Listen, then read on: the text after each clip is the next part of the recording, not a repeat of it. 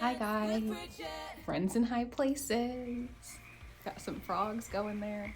So I meant to post this video quite a long time ago, but it's worthwhile footage, so I figured I would post it now. I did end up saving some Supertunia vistas. I cut them back in August and they did end up reviving and looked like fluffy by end of October. We've learned a lot. All in all, it was really fun. I hope you guys enjoy watching the experiment. Today we're gonna see if we can revive this Supertunia Vista Jazzberry. There is still some green to them. They are, you know, a rescue. They've been unwatered. They're not totally brown. And then if we look at the roots, we still have some white. They're not all browned out. So the plant is still alive. So as we did with that first planting of annuals late, when I did the two borders of them in front, I cut some back. These are really, really bad, so I'm gonna cut a lot of this back. A little bit of water. These will perk right up. A lot of the leaves are brown, but the stem is still green. So that's what we're going to do to all of these. We are going to saturate them today compared to the other two that we were just working with. There's still a lot of green here, but we are gonna go in and cut it back regardless. You're left with this. You might think, well, why don't you just choose something else? Well, I like the color of the Vista Jazzberry. It'll match the front of the house, even though, you know, those are in front. These ones are gonna go in back. And they could take heat. They could take my drought every once in a while if I don't go out and water. You know, I do this little work up front here. And I'm gonna go inside. I'm getting a bad storm vibe. Ooh, okay, that's lightning. I don't do lightning. I don't do lightning. Let's go. I still have hope. I still have hope because there is like seldom green, but there's still some green. And then, you know, just take out any weak stems, browned leaves.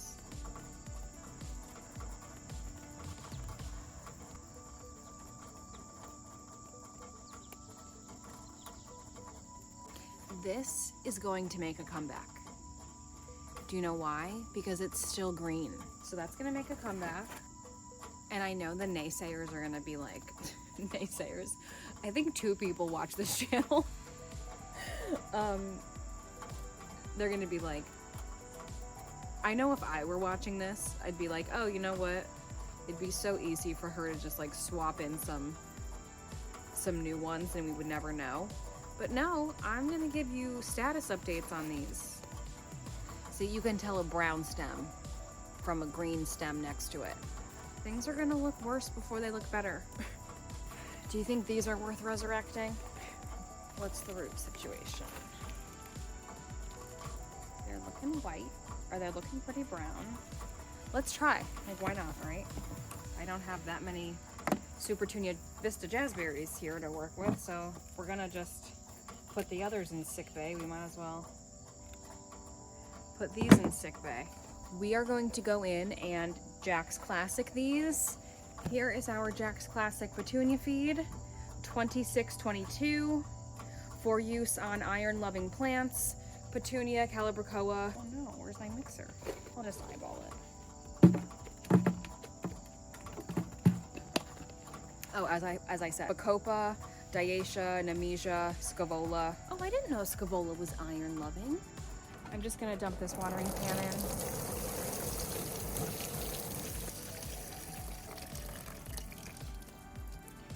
This is a little bit uneven because of how I have to have this tripod set up, but I will shimmy that bucket over to more level ground so that the water is evenly dispersed inside. They're almost gonna float because they're so light. Oh my god, that's embarrassing. They are floating, you guys.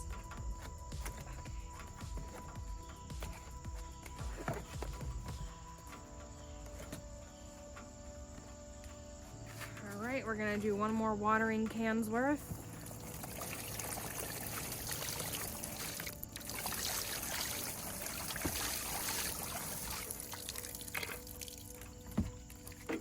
catch you in a couple days to give you an update.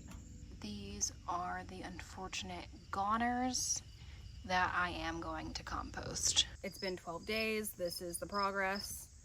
We're gonna use the Coast of Maine organic and natural Bar Harbor blend potting soil for plants, flowers, vegetables, herbs, and all container gardens. It has been enriched with compost, sphagnum peat moss, aged bark, and lobster and crab shell meal.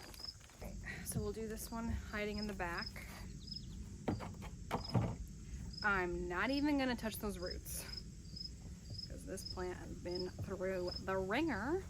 I attempted to let these drain before I moved them out onto the deck, but it had just kept raining and raining, so, you know, they got moved out onto the deck. They were heavier than they needed to be. PSA, work smarter, not harder.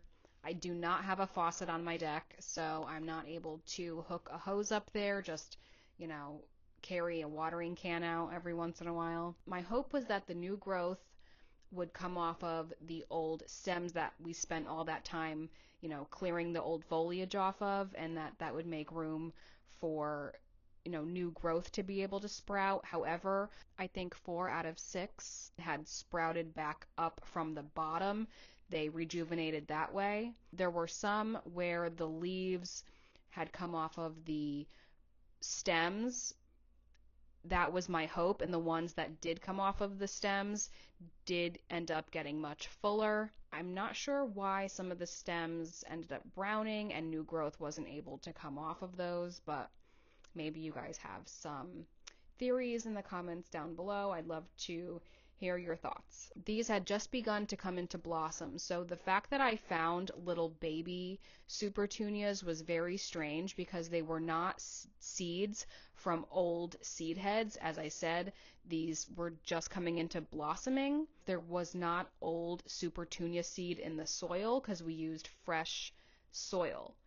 And where the new Supertunias sprouted was not off of the old root ball. So if there were sprouts really close to the base where, okay, fine, maybe some old Petunia flowers from before, you know, in that actual root ball, that 4.5-inch diameter root ball, I get that. But these sprouts were a good like 6 inches away. So I'm very confused there. Maybe if you have an idea of what happened, you can comment down below. Yeah, so this was the final result, and I hope you guys enjoyed watching the video. So enjoy the rest of your day. Thank you for spending time on this video, and maybe you're watching this trying to revive a few things of your own. Best of luck to you. It's definitely possible.